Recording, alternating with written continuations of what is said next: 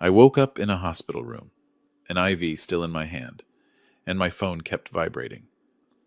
Not messages of concern. Laughter. My son's laughter. His wife's laughter. A video popped up. My wife was standing in a frozen forest, eyes lost, not understanding what was happening. Behind the camera, they turned their backs and walked away, calling it just a joke. I called back. No one answered. That was the moment I understood a bitter truth. While I was lying in a hospital bed fighting to stay alive, my own family was closing the road home for my wife. If you're listening to this story, please tap subscribe so you don't miss real family stories like this one, and leave a comment to tell me where you're listening from. Now, come back with me to the moment when everything began. When the video ended, the hospital room fell so quiet I could hear my own heartbeat. The doctor said it was only a mild heart attack, that I needed to stay still, needed monitoring. I nodded, but my eyes never left the phone. More voice messages played automatically. Julian's voice again. Lydia's laughter again. They talked to each other the way people do in my kitchen, about something trivial. No one said Catherine's name. No one asked if I was awake. I pulled the blanket higher as if that could block the cold crawling up my back into my neck. Outside the window, the sky darkened fast. I checked the clock. Almost 7 in the evening. In these mountains, when the sun goes down, the temperature follows. I called Julian. Once. Twice. No answer. I sent a message. The mark showed I'd been blocked. I tried Lydia. Same thing. This silence wasn't accidental. It was arranged. I thought back to that morning, before the ambulance took me away. Catherine sat by my bed, holding my hand tight. She kept asking the same familiar question. "You'll come back for me, right?" I nodded. I promised. That promise now hovered somewhere in the hospital room, untouched. A nurse came in and asked if I needed anything. I said no. What I needed was to leave. I needed to go. She looked at me with the eyes of someone used to stubborn patience. She repeated the doctor's orders.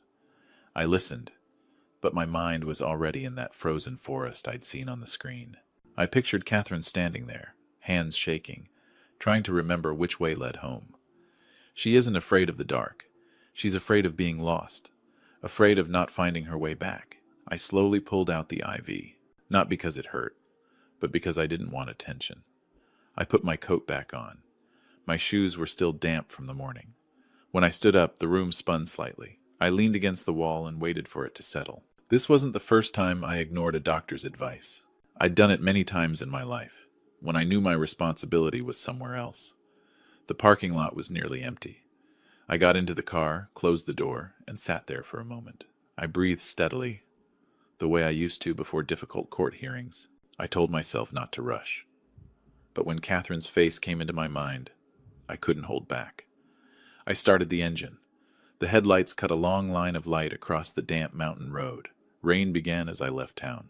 Not heavy, but steady and cold. The wind grew stronger as I climbed higher. Warning signs appeared, then vanished in the light. I drove slower than usual, eyes fixed on both sides of the road. I didn't know exactly where they'd left her. I only knew it was near a familiar edge of forest, a place Julian once called far enough to be quiet. My phone buzzed again. I pulled over. Not Julian. Lydia. A short message. "Don't make this a big deal. It's just a memory test." I read it again, and again. The words were dry, empty. That's when I understood something else. They didn't see this as a mistake. They saw it as a beginning. I kept driving. The rain turned into light snow. The road grew slick. I remembered the doctor's words, the nurse's eyes. But I also remembered the way Catherine looks at me, like I'm the last anchor in a world that's drifting away. I couldn't let that anchor slip, not in the middle of a forest. When I turned onto the dirt road, leading in the tires slid slightly. I held the wheel tight. The headlights swept across tall, bare trees. I called her name, even though I knew she couldn't hear me. I called out of habit, to keep myself awake. No answer, only wind, and the crunch of snow under the tires. I stopped at a clearing I recognized from the video. My heart beat faster. I opened the car door. The cold cut into my face. I stood there looking around, searching for something familiar. A scarf, footprints, anything. In that moment, I understood this night wasn't just about finding a path through the woods. It was about facing the truth, that the people I trusted most had chosen to turn their backs and call that choice by a harmless name. I stepped into the forest, one step at a time, calling Catherine's name through my white breath. I didn't know what I would find. I only knew that if I stopped, everything would close in a way I could never accept. I walked a few dozen steps farther, and then I saw her. Catherine was sitting at the base of an old oak tree, her back pressed against the cold trunk. She was holding our old wedding photo frame tight against her chest, the one I thought we had lost years ago. When I called her name, she looked up. Her eyes were empty, but not panicked. She stared at me for a long moment, like she was looking at someone familiar but couldn't quite remember the name. I knelt in front of her and wrapped my coat around her shoulders. Her hands were cold, but they wouldn't let go of the frame. I spoke slowly, one word at a time, the way I've practiced for years. I'm here. We're going home. Catherine didn't answer. She looked at me, then at the dark forest around us. After a moment, she gave a very slight nod, as if nodding to herself. The walk back to the car felt longer than I expected. The snow grew thicker, the wind grew stronger. I carried her when she was tired, then let her walk when she wanted to. I didn't rush. I knew rushing only makes things fall apart faster.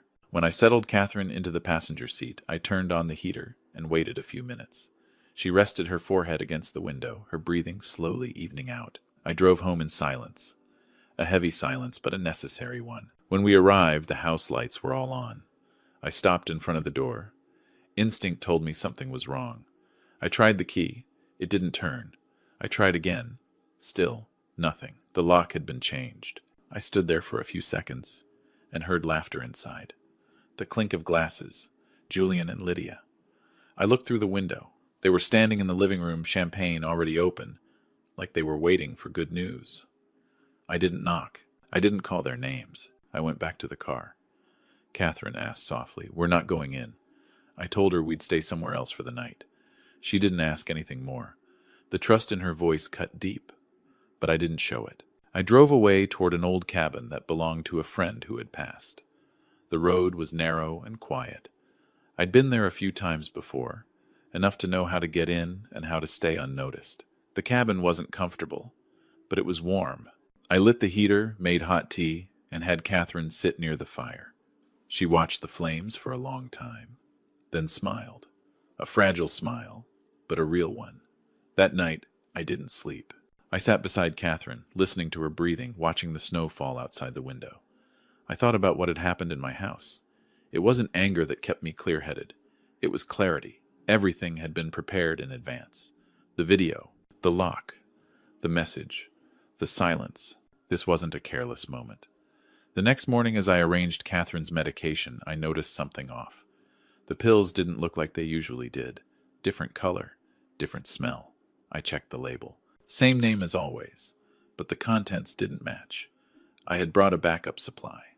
I swapped the pills without saying a word. I needed certainty before drawing conclusions. Over the next 2 days, Catherine became more alert. She asked about the old garden, the apple trees behind the house. She remembered details she'd been forgetting lately.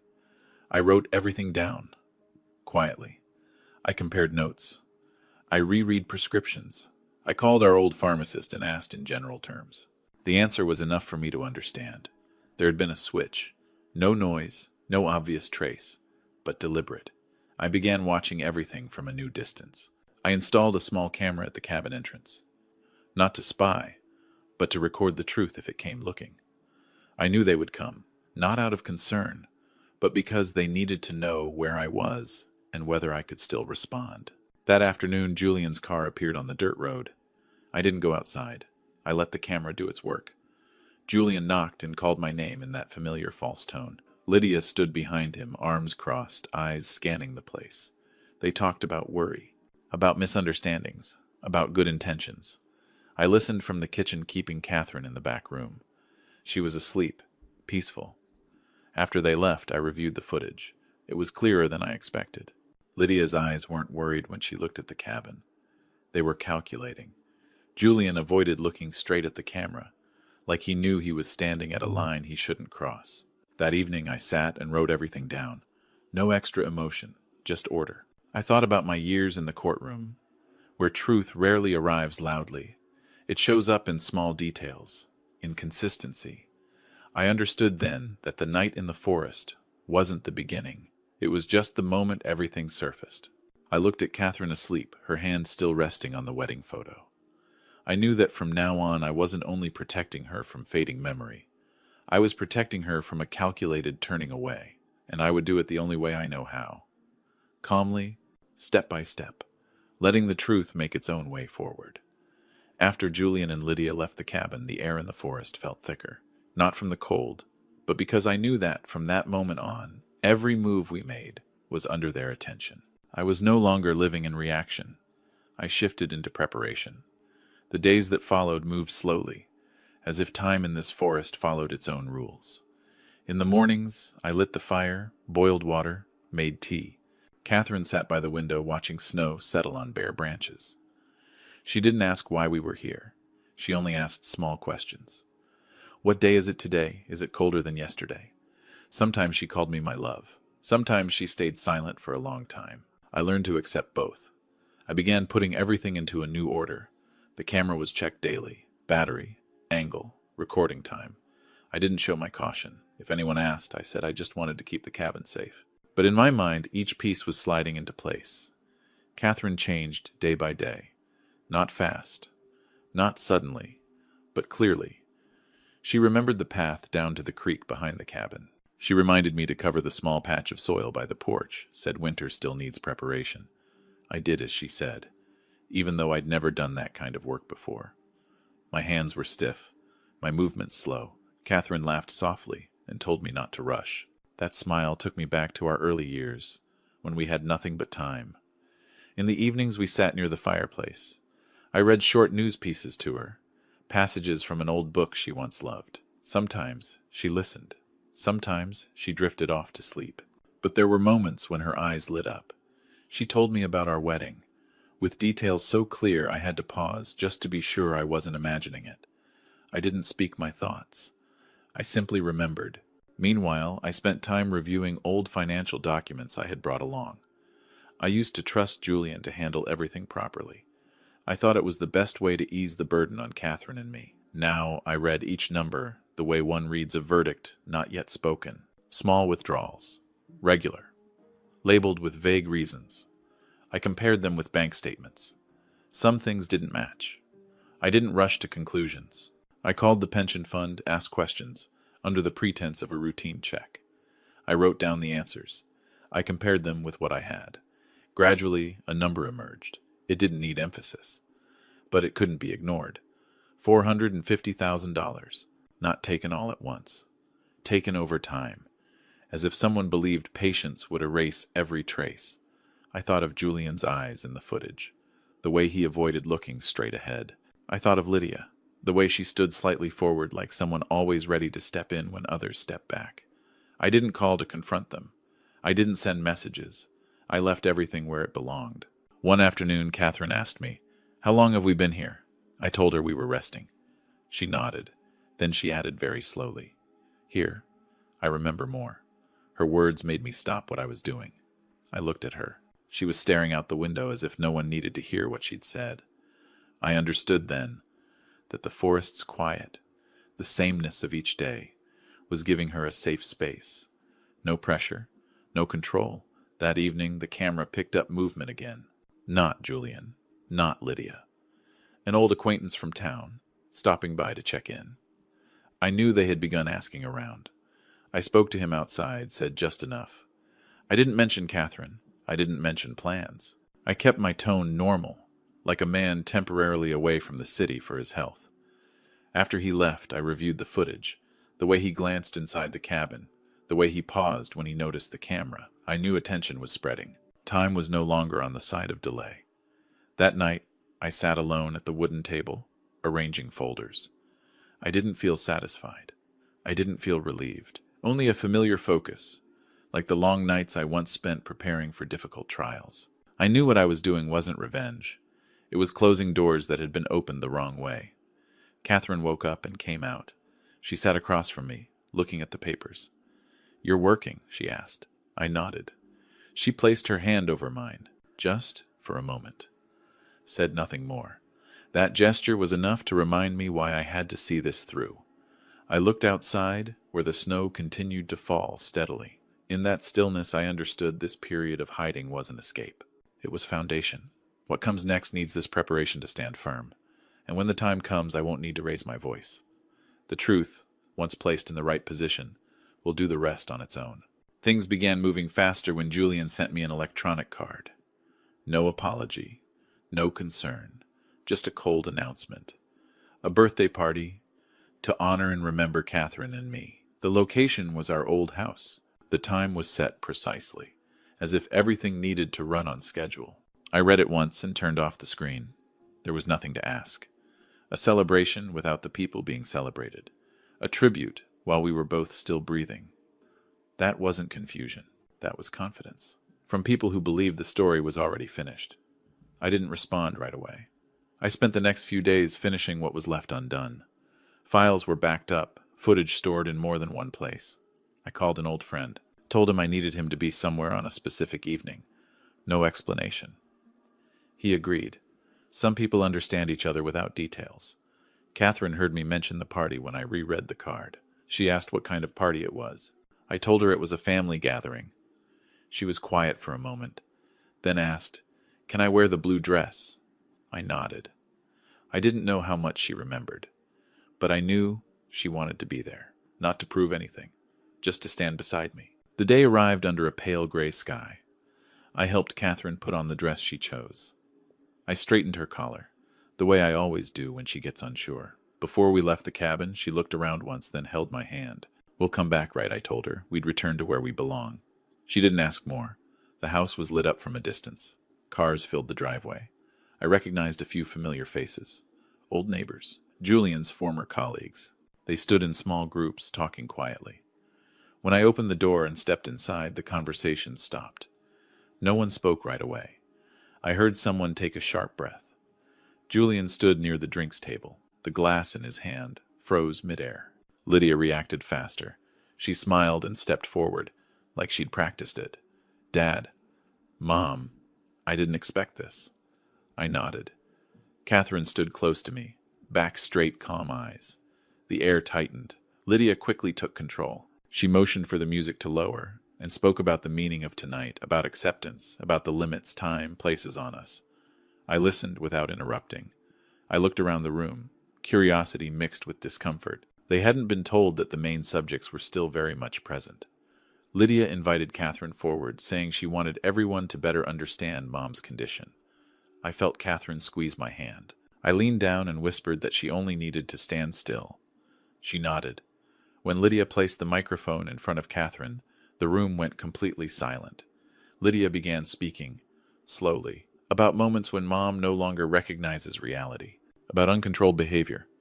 She waited for a reaction. Confusion. An empty pause. Catherine looked down at the microphone, then up at the crowd. She stayed silent for a few seconds. I could hear my own heartbeat. "Some people call leaving me in the forest a joke," Catherine said. Her voice wasn't loud, but it was clear. "Some people say my memory will improve if I find my own way home." The room stirred. Lydia froze. Julian glanced at me, then looked away. Catherine continued. Slowly, as if reading from something memorized long ago. She repeated the words exactly. No added emotion. No embellishment. I saw hands rise to cover mouths. I saw Lydia step back. When Catherine stopped, I stepped forward. I gave a small signal to my old friend. He nodded. The large screen behind the table lit up. The video began. No introduction, no explanation.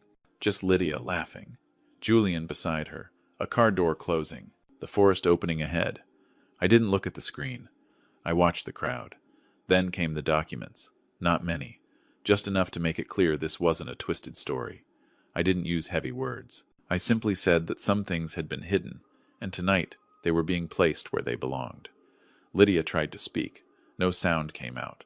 Julian stood still, his face drained of color. No one interrupted. No one needed to. The silence wasn't empty. It was full.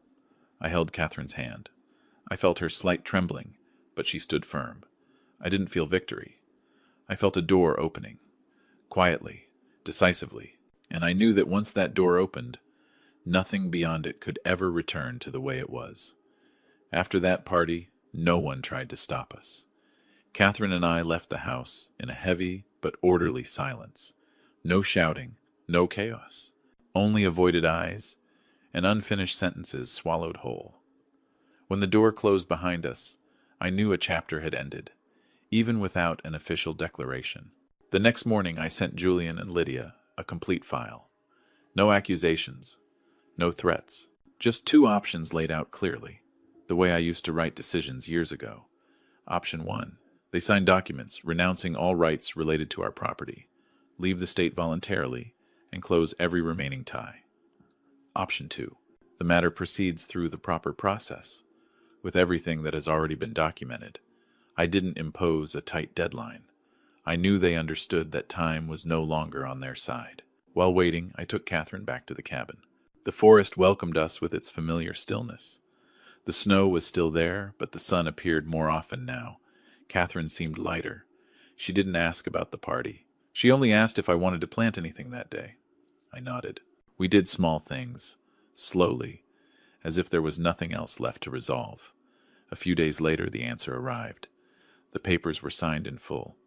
No apology, no explanation, just signatures. I looked at them for a moment, then folded them carefully. I didn't feel satisfied. I didn't feel empty either. Just a sense of things ending where they should. What needed to be closed was closed. I began selling the old house and the remaining assets in the city. The process moved faster than I expected. I kept very little, a few keepsakes, a few books, and the wedding photo frame Catherine still held onto. With what remained, I created a small fund focused on helping elderly people who are mistreated within their own families. I didn't put my name on it in any visible way. I only wanted it to exist and work quietly. Catherine took part in those decisions in her own way. Some days, she remembered clearly offering thoughtful details. Other days, she simply sat beside me and listened. I learned not to demand consistency from her. I only needed her presence. Winter slowly pulled back. Thin sheets of snow melted, revealing damp ground beneath. We spent more time sitting on the cabin porch. I repaired a few old boards. Catherine brought out tea, setting it down carefully. One afternoon, she looked at me for a long time, then called my name without hesitation. Theodore. I turned. She smiled. Just a moment, but enough to stay with me for the rest of my life. I'm not telling this story to seek sympathy. I'm telling it because I once believed family was unbreakable. I was wrong. But I also learned that some things, when they break, open a different path. Quieter. Truer. Now, when night falls and the fire burns steadily, I sit beside Catherine and listen to the wind in the forest. We don't talk much. We don't need to. Peace doesn't come from someone losing. It comes from knowing you chose the right thing to protect. Family to me is no longer a concept based on blood. It's respect. It's care when no one is watching. It's refusing to call, turning your back a joke. And sometimes, it's only when everything seems to have closed that we finally find where we truly belong. Thank you for staying until the very end. Sometimes, listening to a story isn't about judging who was right or wrong, but about asking yourself what you would choose when standing at the line between blood and respect. If this story reached you, please subscribe, like, and share, so stories like this can continue to be told, slowly but honestly, to more people. What do you think truly builds a family? Blood, responsibility, or how we treat one another when there's nothing left to gain? Share your thoughts in the comments. Thank you for listening, and I wish you and the people you love that you always find where you truly belong.